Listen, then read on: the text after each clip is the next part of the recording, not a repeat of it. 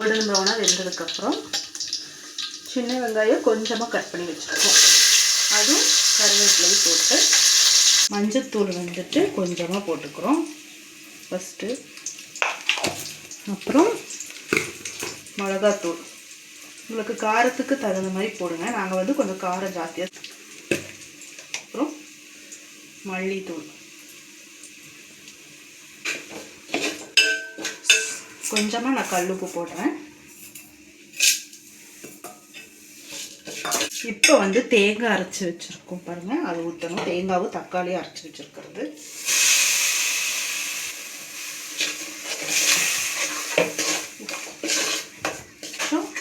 நல்லா வணங்கட்டும், சரிங்களா? இதை வந்து ஃபிஷ் வந்து தவா ஃப்ரை பண்ணுறனால இதில் வந்துட்டு மஞ்சத்தூள், மிளகாத்தூள், உப்பு தவாவில் ஃப்ரை பண்ண போகிறோம் குழம்புக்கு போடுறதுக்கு. இது வந்து வஞ்சரம் மீனுங்க, சின்ன வஞ்சரம்.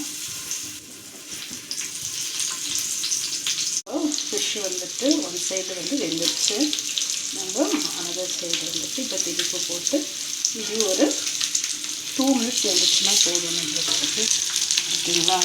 அது ஏன்னா நம்ம வந்து இந்த குழம்புல போடுறதுனால அதுலேயும் கொஞ்சம் வேகணும், அதனால ஜஸ்ட் 2 மினிட்ஸ் வந்து ஃப்ரண்ட் டு பேக்கும் போட்டு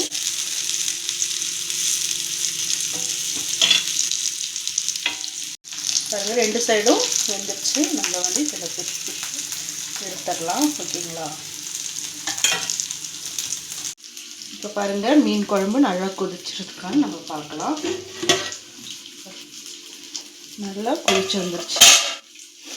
இப்போ நீங்கள் டேஸ்ட் பண்ணி பாருங்கள், கொஞ்சம் எடுத்து உப்பு, புளி, காரம் எல்லாம் சரியாக இருக்கான்னு பாருங்கள். அப்படியே நம்ம வந்து எண்ணெய் கம்மியாக தானே ஊற்றணும். இப்போ பாருங்கள், இந்த போட்டோம்னா உங்களுக்கு கொஞ்சம் நேரத்தில் நல்லா கொதித்து வந்துச்சுன்னா உங்களுக்கு கரெக்டாக இருக்கும். இப்போ நம்ம பாருங்கள் குழம்பு ஓப்பன் பண்ணி பார்க்கலாம். உங்களுக்கு குழம்பு நல்லா சுண்டி வந்துருச்சு.